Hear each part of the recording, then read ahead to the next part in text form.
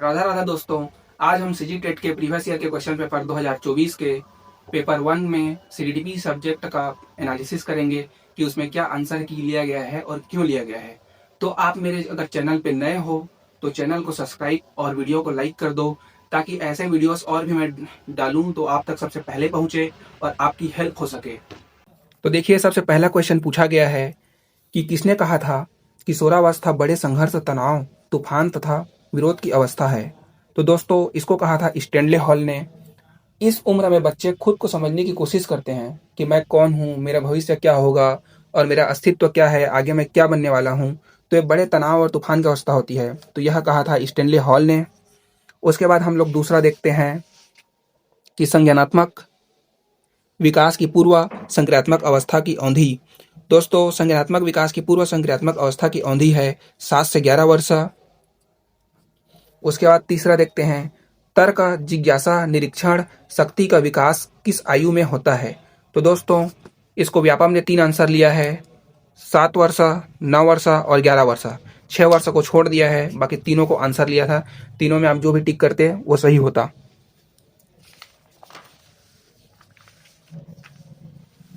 उसके बाद आ जाते हैं जीन प्याजे द्वारा प्रतिपादित सिद्धांत। दोस्तों, जीन प्याजे द्वारा प्रतिपादित सिद्धांत है संज्ञानात्मक विकास का सिद्धांत।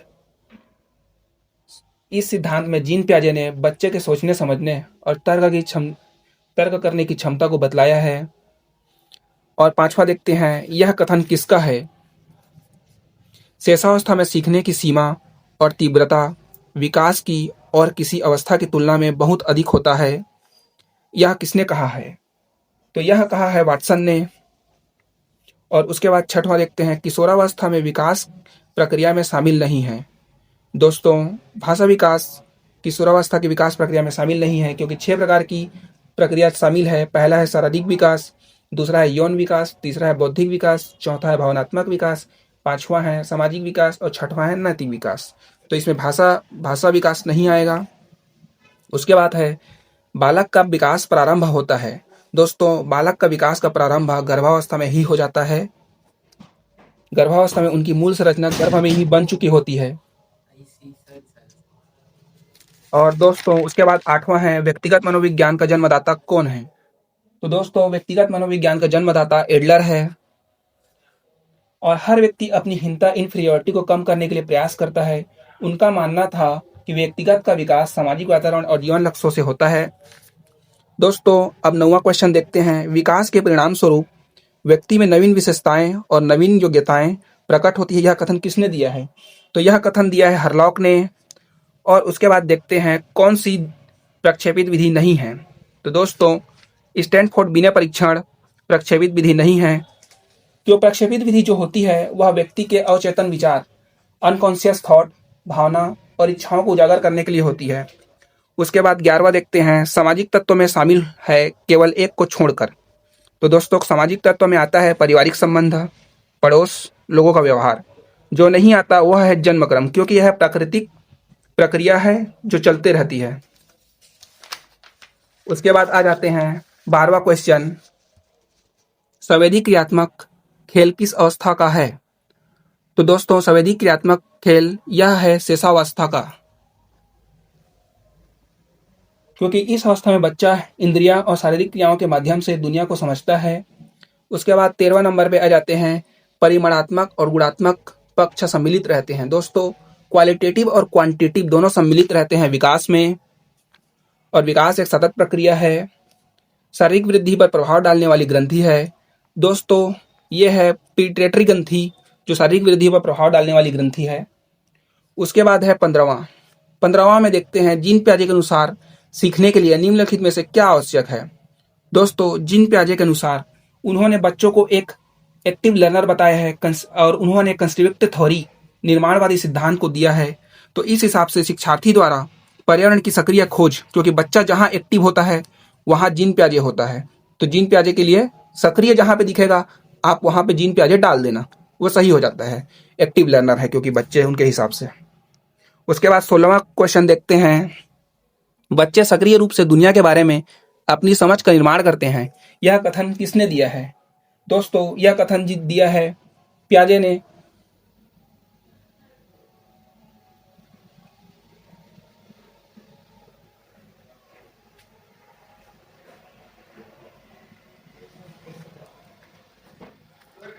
और 17वां, निम्नलिखित में से कौन संज्ञान का घटक नहीं है? दोस्तों, निम्नलिखित में से कौन सा संज्ञान का घटक नहीं है? दोस्तों, विचार संज्ञान का घटक है क्योंकि वो दिमाग से ही होता है, ध्यान भी है और धारणा भी है, लेकिन भावनाएं वो दिमाग से नहीं होती, वो जो होती है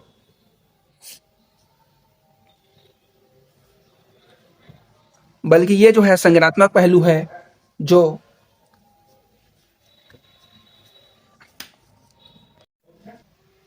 और यहाँ पे 16वां में देखते हैं हम लोग, बच्चे सक्रिय रूप से दुनिया के बारे में अपनी समझ का निर्माण करते हैं। यह कथन किसका है? तो यह कथन है पियाजे का। पियाजे ने बच्चों को निर्माणवादी सिद्धांत बताया है। वह कंस्ट्रक्टिविस्ट होते हैं जो खुद प्रयोग करके ही चीजों को समझते हैं और जानते हैं और सीखते हैं। और उसके बाद 17वां में देखते हैं, निम्नलिखित में से कौन संज्ञान का घटक नहीं है? दोस्तों, संज्ञान का घटक भावना नहीं है, क्योंकि भावना जो होती है वो संज्ञान को प्रभावित करने वाली एक मनोवैज्ञानिक पहलू होती है। उसके बाद 18वां देखते हैं, विशेष आवश्यकता वाले बच्चों की शिक्षा विशेष विद्यालय की अपेक्षा नियमित विद्यालय में बेहतर होती है, क्योंकि वहाँ कोई लैंगिक भेदभाव नहीं, इक्विटी और समानता, सामान्य छात्रों से प्रतिस्पर्धा, अच्छा सहयोग। दोस्तों, तो यहाँ पे इक्विटी और समानता होगी, क्योंकि उनको नियमित विद्यालय में समानता और इक्विटी के हिसाब से देखा जाता है। और किशोरावस्था वह काल है, इसमें किशोरावस्था का जो काल होगा वो 11 से 19 वर्ष होगा। और उसके बाद हम लोग 20वां क्वेश्चन देखते हैं। दोस्तों, 20वां क्वेश्चन में हम देखेंगे, निम्न में से कौन सा जन्मजात प्रेरणा का उदाहरण है? तो जन्मजात प्रेरणा का उदाहरण है, आपको भी पता है, भूख, क्योंकि बच्चा पैदा होते ही रोना स्टार्ट कर देता है क्योंकि उसे भूख लगता है, और जब भी उसे भूख लगती है वो रोना स्टार्ट कर देता है। तो ये जन्मजात प्रेरणा का उदाहरण होता है। और उसके बाद देखते हैं, निम्नलिखित में से कौन सा कारक लोकोमीटर विकलांगता वाले छात्रों के सफल समावेशन में बाधा डालता है? दोस्तों, विकलांग छात्र है और हम नॉर्मल छात्र हैं। अब हम स्कूल की सीढ़ी को आराम से चढ़ सकते हैं, टेबल में आराम से बैठ सकते हैं, किसी भी ब्लैक बोर्ड की ऊंचाई को हम आराम से देख सकते हैं, लेकिन विकलांग बच्चा देख सकता है क्या? नहीं देख सकता। इसलिए दुर्गम बुनियादी ढांचा, इंफ्रास्ट्रक्चर को ही लिया जाता है इसमें। उसके बाद 22वां नंबर पे है, एक छात्र को गिटार सीखने में आनंद आता है और वह लंबे समय तक अभ्यास करने के बावजूद उसे संतुष्टि मिलती है। छात्र है, दोस्तों, छात्र आंतरिक रूप से प्रेरित है, उसमें इनर मोटिवेशन है, तभी तो वह लंबे समय तक सीखता है। और किसी भी स्किल को जानना और सीखना आसान नहीं होता, तो वह आंतरिक रूप से प्रेरित होता है। अगर किसी को इंप्रेस करने के लिए आप करोगे तो लंबे समय तक आप नहीं कर सकते, नहीं सीख सकते उससे, तो इसलिए यहाँ पे आंतरिक रूप से प्रेरित होगा। और 23 नंबर पे आते हैं, मनुष्य में विकास होता है। तो दोस्तों, मनुष्य में जो विकास होता है वह जीवन भर होता है, क्योंकि विकास एक सतत प्रक्रिया है जो जीवन मृत्यु पर्यंत तक होती है। उसके बाद आ जाते हैं 24वां नंबर पे, वंचित पृष्ठभूमि के बच्चों की जरूरतों को पूरा करने के लिए एक शिक्षक को चाहिए। पहला, उनके बारे में और अधिक जानने की कोशिश करें और उन्हें कक्षा में चर्चा में शामिल करें। दूसरा, उन्हें कक्षा में अलग से बैठाए। तीसरा, उन्हें अनदेखा करे क्योंकि वे अन्य छात्रों से बातचीत नहीं कर सकते। उन्हें बहुत सारे लिखित कार्य दे। दोस्तों, जहाँ पे नेगेटिव बात होती है उसको तो लेना ही नहीं है, जैसे उन्हें बहुत सारे लिखित कार्य दे, तो यहाँ नेगेटिव बात हो रही है तो इसको तो लेना ही नहीं है। तो जिसमें पॉजिटिव बात होती है, जो बच्चों की भलाई होती है, उसी को लेना होता है। तो हम 24वां का लेंगे ए आंसर, उनके बारे में और अधिक जानने की कोशिश करें और उन्हें कक्षा की चर्चा में शामिल करें। उसके बाद होता है 25वां नंबर पे, पाठ्यक्रम अनुकूलन प्रक्रिया के चरणों को व्यवस्थित करें। पहला होगा, सबसे पहले हम लोग ये पहचान करते हैं, सबसे पहले हम पाठ्यचर्या अनुकूलन के लिए आवश्यकता का निर्धारण करेंगे। उसके बाद जो भी तत्व होंगे अनुकूलन की आवश्यकता वाले, उनका पहचान करेंगे। फिर उसके बाद शिक्षण और व्यवहार प्रबंधन तकनीकों का चयन करेंगे, तभी तो उसके बाद उसको लागू कर पाएंगे। तो सबसे पहले होगा ए, उसके बाद आएगा बी, उसके बाद आएगा डी और उसके बाद लास्ट में आएगा सी। तो इसका आंसर होगा ए। उसके बाद हम देखते हैं 26वां क्वेश्चन, कॉलम ए और कॉलम बी को सही विकल्प से मिलान करना है। दोस्तों, ये बीमारी के बारे में है, जैसे डिसलेक्सिया। तो आप इसको ऐसा समझ सकते हो कि डिसलेक्सिया में लक्ष्य आ रहा है तो बच्चा उसको उल्टा पढ़ता है, तो ये पढ़ाई से संबंधित हो जाती है।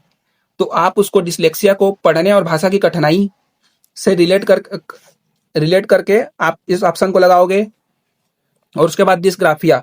पहले बचपन में हम ग्राफ में कुछ ना कुछ बनाते रहते थे, आरेख वगैरह, तो आप इसको ये बोल सकते हो कि वो लेखन कौशल में कठिनाई है, लिखने से संबंधित, ग्राफ मतलब की।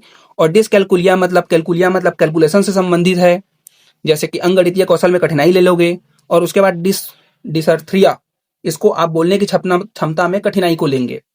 तो इसका आंसर होगा सी। और उसके बाद 27वां नंबर, रचनात्मकता आमतौर पर इसके साथ जुड़ी होती है। तो दोस्तों रचनात्मकता जुड़ी होती है अपसारी चिंतन के बारे में, अपसारी चिंतन से, डाइवर्जेंट थिंकिंग बोलते हैं। बच्चा इसमें आउट ऑफ द बॉक्स सोचता है। उसके बाद 28वां नंबर पे हम लोग देखते हैं कि विकलांग बच्चों के लिए एकीकृत शिक्षा की केंद्र प्रायोजित योजना का उद्देश्य विकलांग बच्चों को शैक्षिक अवसर प्रदान करना है। दोस्तों, तो विकलांग बच्चों की एकीकृत शिक्षा की केंद्र परियोजना का उद्देश्य विकलांग बच्चों के लिए शैक्षिक अवसर प्रदान करता है, वह है नियमित स्कूल। उसके बाद 29वां नंबर देखते हैं, शिक्षा का अधिकार अधिनियम 2009 का उद्देश्य किस स्तर के बच्चों के लिए मुक्त और अनिवार्य शिक्षा को अधिकार बनाना है। तो दोस्तों आपको पता है प्राथमिक स्तर 6 से 12 वर्ष के बच्चों को फ्री एजुकेशन है, ताकि समानता और जरूरी शिक्षा जो है, बुनियादी शिक्षा, वो दिया जा सके। उसके बाद है एक विशेष शिक्षक की जिम्मेदारी होती है प्रत्येक छात्र को ट्यूशन प्रदान करे। उसके बाद नियमित परीक्षण और आकलन करे। विद्यार्थियों को आईईपी इंडिविजुअलाइज्ड एजुकेशन प्रोग्राम मतलब व्यक्तिगत शिक्षा कार्यक्रम के साथ संरेखित करने के लिए पाठ योजना को संशोधित करे, जरूर करे।